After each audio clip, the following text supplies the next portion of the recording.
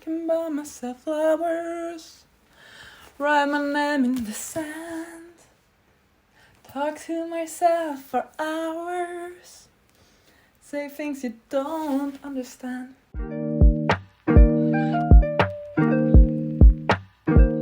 Hi friends, and welcome back to my channel. Today I will be doing my January wrap-up. I will be talking about the books I read in January, what I thought of them. I will also mention some movies, some TV shows and some music I've enjoyed throughout the month. I don't know, thought I could add this, perhaps could be fun. We're gonna have to see how that works out. Also on Twitter I gave a display of all of the books I read and asked people to give me any type of questions they wanted, basically. I got some questions for that as well. Thank you very much if you wrote something. We have a bunch of books to talk about today, and I realize now that I had planned on doing statistics, but I forgot. So let's do it on the spot. In the month of January, I read a total of 9 books, which I would say was a great start to this month. Well done. All but one was targeted towards adults. So 8 adult books, 1 I would call YA. Out of these books also, we have 2 non-fictions, 3 fantasies, 2 or 3 mysteries / literary fiction, and 1 romance. I gave 1 5-star, 4 4 stars, 1 3.5, 2 3 stars, and 1 2.5. Let's talk about these books in chronological order, in the order that I read them, and then I will get to the questions, and then we will get to the other fun things as well. The first book I read in January was Kiss Her Once for Me. I listened to this one as an audiobook. It's by Alison Cushron.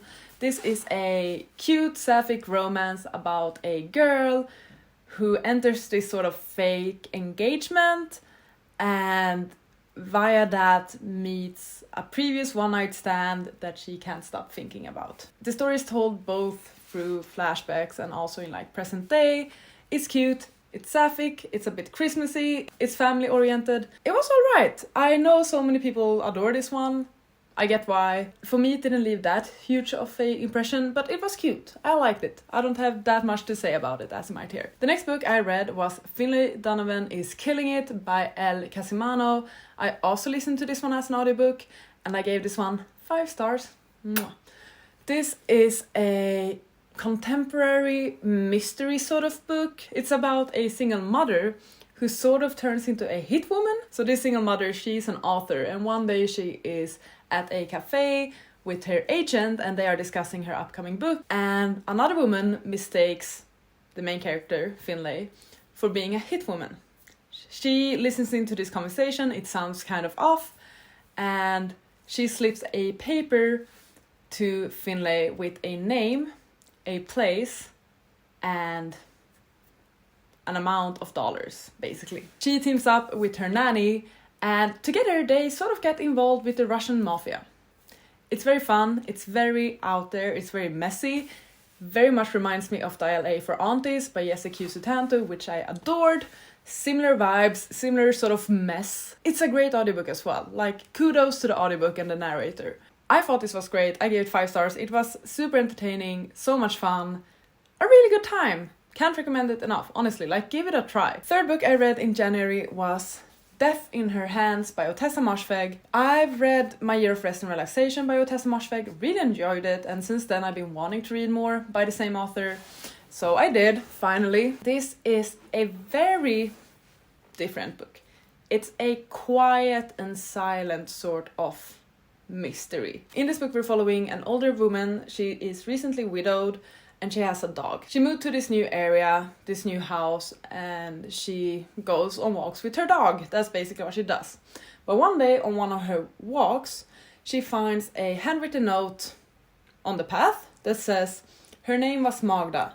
Nobody will ever know who killed her. It wasn't me. Here is her dead body." So sort of starts out a bit messy and creepy and mystery-like. But the thing is, the mystery is taking place in Vesta's mind. It's in her head. She starts coming up with scenarios of what she thought has happened to Magda and who the killer is and what the circumstances were. She is creating this mystery and this murder in her head and adding all of the details to it as well and solving it. Basically, the entire book is sort of a monologue. Like, we follow Vesta as she goes to the library, does some research, but it's all taking place in her head. It's very little dialogue. It's all just monologue, I would say, which is very interesting and could get quite boring, but I didn't find this book to be boring. I was quite invested.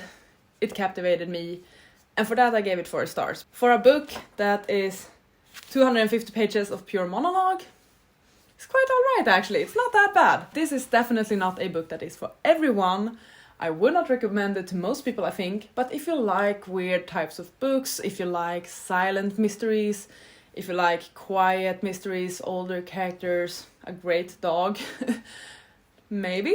I ended up giving it 4 stars and I really enjoyed it actually. It's interesting and I want to continue to read Otessa Morsväg, so promising. The 5th book I read in January was Finlay Donovan Knocks 'Em Dead, which is the sequel to the first Finlay Donovan book I just mentioned. I also listened to this one as an audio. It's a continuation of the story. We have a new sort of mystery, a new sort of goal for our new hit woman. She is still involved with the Russian mafia. There's also some romance mixed in there. It's just a good time. I don't want to spoil too much because the events of this one are sort of based on the events in the first book. It's just a very entertaining series. I was not as captivated as I was by the first book. I don't know why, if it was me or if it was the mystery or whatever. So I only gave this book 4 stars. Maybe it's because I was just so impressed by the first book that I gave it 5 stars. Still very entertaining, so much fun. The 3rd book in the series is being released today, 31st of January. It's a good time. I would recommend this to everyone who wants a good time. I did compare it to Dial A for Aunties. I would say that Dial A for Aunties and that series is a bit more stressful. So if you haven't wanted to read Dial A for Aunties because of the constant panic and anxiety attacks you will be experiencing because everything that goes on is just so messy, perhaps give this a go. It's a bit kinder to you in that regard, because with Dial A for Aunties, everything that can go wrong goes wrong. In Finlay Donovan, it's only like 60% of the time, half of the time, something like that. I don't know, I'm just throwing out numbers, but it's a bit more relaxed and chill compared. I finally read Babel in January. Finally, I started this one by the end of December and I finished it now in January. So I have this gorgeous broken binding edition that I will always show off whenever I can. This is such a complex book, I would say. This is a masterpiece in many ways. It must have been so exhausting for R.F. Kuang to write. It is fantasy and it's marketed as fantasy, but it feels more like historical fiction. This is a story that takes place in Oxford during the 1800s. We're at a translation institute, the most prestigious translation institute. We are kind of confronted with the system of the world. The character we're following is called Robin. He was an orphan in Canton, but brought to England by a mysterious guardian, and then taught how to read and speak Latin and Greek and all of that. And like, he was being taught languages basically. And then he was enrolled in Babel, where he meets other people with similar stories that were also from other countries, but then brought to England, brought to Oxford to study at Babel. I feel like I'm not the person to try and explain this book, because I feel like I'm not gonna do it justice. I would say that this book is like a love letter to languages and to cultures. It really and truly celebrates languages, their origins, the variations of it. It's a quote in the book: an act of translation is always an act of betrayal. You can never 100% translate something, which is sort of the entire purpose of this book. And it's really interesting, and why I'm saying that it must have been exhausting for R.F. Kuang to write is because there's so many languages in here and there's so much research made into this book, and there are like footnotes that are sometimes half of the page. But it's not only a love letter to language, it's also like a giant middle finger to the British Empire and colonialism, because it truly criticizes basically the British system. This is a book I would recommend to so many people. I recommended it to my brother, I would recommend it to my friends that typically don't read fantasy, because for me it's not a fantasy book. Yes, there are fantasy elements, but actually like they are not really that big of a part of the book. It's more about the history, the message of the book. There is a quote in here, I want to read it actually. It's one I really enjoyed, which I think captures the essence of the book quite well. And Robin found it incredible how this country, whose citizens prided themselves so much on being better than the rest of the world, could not make it through an afternoon tea without borrowed goods. I gave this book 4 stars. It did not end up being a 5-star for me for various reasons, but the main ones being I didn't love the characters that much. I didn't dislike the characters, and I was still very emotional by the end of this book, so obviously they did play a part somehow, and like the book affected me. But compared to other books by R.F. Kuang, I didn't really connect with the characters in the same way. For me, they were kind of interchangeable, some of them. There's one that stands out in my mind, and it isn't Robin, it's Rami.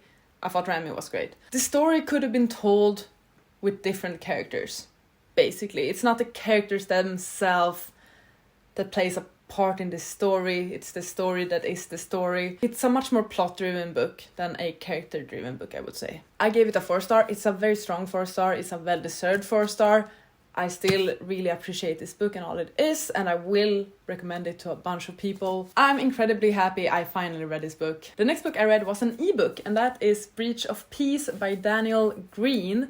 Daniel Green is a booktuber. This is a short novella, like an introduction to a fantasy world. It's like crime fantasy, I would say. We're following a police squad that are investigating a crime scene, basically. We meet a few characters. It's sort of setting up the type of fantasy that we will have. It's setting up the society, this book, but it's only about 100 pages. Not enough time for me to get attached to the characters or the world, but I can see the potential that this story might have. I know he has released a second book in the series that is like a full-length novel, and I know that the 3rd book will be released this year. I'm not certain if I will continue with the series, mainly because I don't typically read crime fantasy, or it's not really something I have explored, and as I said, I didn't really end up getting that attached to the characters or the world, but I might change my mind. I might give the 2nd book a chance at some point. The next book I read was Alazzo by Darcy Little Badger. I read this one for 12 books recommended by 12 friends, which is good, that I'm working on my yearly goals. I would say it's a YA book. It has a 17-year-old main character in it called Alazzo. It's like urban fantasy or light fantasy, where everyone in the world knows that fantasy elements exist.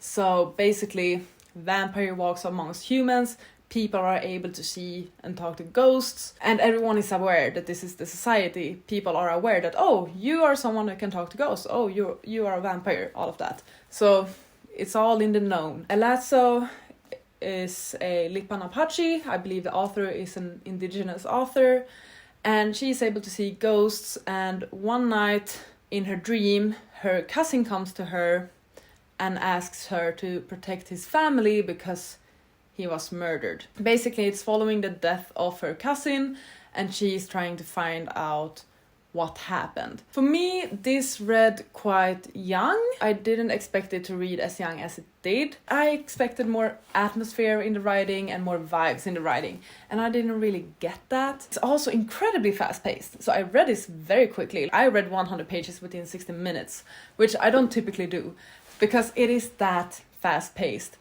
But the fact that it was so fast-paced, which I usually prefer, it made it so nothing really registered for me. Like, I didn't keep up with the book. So whenever I had put the book aside and then read it again, I couldn't remember what had happened and what circumstances had led them to where I picked up the book. I would say it's too fast-paced. It was difficult for me to keep track of like the time frame of it all, the locations of where they were at and all of that. This is my least favorite book of the month. I gave it 2.5 stars. It's not bad, the writing is good. I could appreciate a lot of the things in this book, but it just wasn't for me, or it wasn't for me at this time. The next book I read was I Listened to Spare by Prince Harry. Basically, it's his memoir, and I gave this one 4 stars actually. The book starts out with the death of his mother, and I would say the first 2/3 of the book is just his life before Meghan and before all of that royal drama. It's about his younger years, his school years, his time in the military, him figuring out what he wants to do. It's like any other memoir in that way. And then in the final third, we get to hear about when he met Meghan and how they fell in love, how she was introduced to his family, and then how the British press outed them as a couple and everything that followed that. There's a bunch of clips from this audiobook that has been going viral. Yeah, there were some instances throughout the book where I kind of was like, what is he saying? But considering the length of the book, it's over 15 hours long. When it's just like a couple of sentences here and there, it's not really that bad, I would say. I think I expected more of the book to be about the drama from the last few years, but it makes sense that it's not. I really like the title of the book. I think the title Spare is incredibly powerful, and it's really something that is emphasized throughout the book as well, which I really appreciated actually. One thing for sure now is that I would love to get a book from Prince William's point of view actually. I think that would be interesting just to compare. We will never get that. I'm 100% certain of that. We will never get a book from Prince William. But I'm intrigued because obviously we get Harry's sides of his story, and I believe it's 100% valid and his experience of it all, but it would be interesting to hear other parts of the same story and the same events. His issue was never really with his family and with institution and with monarchy. His issue is with the British press and the relationship that the British press has with the royal house, which makes sense because that is just messed up in so many ways. I'm very glad I listened to this one. I don't really have any hot takes. I don't really have any controversial opinions about it. I just want to be up to date with what's going on in the world and keep up with popular reads. The final book I read in January, which I completed last night, is Life 3.0 by Max Tegmark. This is another non-fiction, so I read 2 non-fictions in January. Go me. This is about being human in the age of artificial intelligence. Max Tegmark is a Swedish-American professor who works at MIT or something, and he wrote this book, I think 5 or 6 years ago, 7 years ago, something like that, trying to create a discussion about what our society will look like in the future in regards to AI. First, there is a prologue that I didn't enjoy at all because it's just a very hypothetical scenario of what could happen, what could go wrong. It's like a scenario of, oh, here we have a computer that starts to gain consciousness and takes over the world, basically. Didn't care for that. But then the first couple of chapters is more like, oh, how does AI work? The basics of AI, which I personally think is quite interesting. And then we got more into the parts of, okay, how will AI integrate with society and how might that relationship look like? There's also a chapter with like the universe and cosmos and like the limitations on computing and superintelligence because of the limitations that exists in our universe with like the speed of light and stuff. There's also a couple of more philosophical chapters about goal setting, about consciousness, what is consciousness. Like there's a lot of discussions like that. What is a goal? What is consciousness? What is intelligence? How do we define things? Because that's one of the main conflicts within AI and machine learning, that we have different ways of defining things. And we can't really say if a machine is conscious or not because everyone will have a different definition of what conscious means. It is a really interesting discussion. And if you are interested in this topic, I would recommend this book. When I read this one, I tried to think, who is this book for? It's not for the person that don't know anything about this and want an introduction to what artificial intelligence is, what machine learning is. No, there's better things to read, I think. Also not a book that will give you all the answers. This is more like something to get you thinking about this and find where you're standing in all of this. What type of future do you want together with artificial intelligence? Are you against it? Are you for it? Do you believe in a utopia? Do you believe in a doomsday sort of scenario? And it doesn't have any answers. And this bothered me because I like answers. It's a very speculative book in that way. It's a very hypothetical book. There's a bunch of scenarios. We don't know what the world and the future is gonna look like with more AI integrated with it. So it makes sense that everything is speculative, but it's also bothersome, I would say. I ended up giving this book 4 stars. I think I officially on Goodreads knocked it down to like 3.5 stars. It is an interesting read. It did keep me captivated. I prefer the first half of it. I was a bit bored by the final half. I realized for myself that I'm more intrigued by the relationship between an individual and artificial intelligence. I don't care about it on a society sort of level, on a larger level. because for me it just starts escalating in a way I don't really like. I'm more intrigued like, oh, how can this individual person interact with AI and how will that relationship look like? What can we do with it? This is a lot more on a grander sort of level, grander scheme. And I think it's something we're gonna have to accept, which might be difficult, but in the future we will be more dependent on artificial intelligence. That will very much be integrated in our everyday lives. And we need to figure out where we're standing on that, basically. I think it's a book that has made me think, and I will continue to think about the topics and the questions of this book basically forever now. Whenever the future of AI is discussed, parts of me and my mind will refer back to this one, which is sort of the purpose of it, to get that discussion started, for you to start figuring out where you're standing. Those were the books. I've started a few other books. I can mention them real quickly. I've started You Will Get Through This Night by Daniel Howell. I have only read 40 pages, so cannot say much more about that. It's a non-fiction, mental health guidebook sort of thing. I also started Fever Dream because I wanted to read a translated work from South America. Haven't read enough there to have an opinion either, but I will roll both of those books over into February and finish them then. That's everything I read. Let's see the questions that some of you perhaps sent me. So Kevin asked, which is the prettiest cover? There are some good ones here. I love the middle row. I love Finlay Donovan, Babel and Lhasa. It's a tie between these two. I'm gonna have to go with Lhasa. We have some color, it's a drawing, it's beautiful. Next question from Kevin is, which would you gift a mortal enemy? Oh my god. Which one would I gift a mortal enemy? As I said, like I'm gonna be the person that recommends Babel to everyone. So I would even recommend this and gift this to a mortal enemy. Because I just feel it's something that everyone should read. I'm being kind to my mortal enemy. Which would you say from a fire? Once again, Babel, because I have this beautiful edition of it. This is the one I would say. Which felt longer, shorter than it was? That's a good question. I think Life 3.0, but that's because it's a non-fiction and it's quite dense to read non-fictions at times, especially like sciencey and technical non-fiction. So even though it's not that long, I guess it felt longer, but I also didn't mind that. Lemonberry is, which character would you want as a best friend? Rami, or however I should pronounce his name. The friend from Babel. He is incredible. I loved meeting him. He was great. And like his friendship with Robin and just how they so naturally became friends and could relate to each other. That was beautiful. So Rami,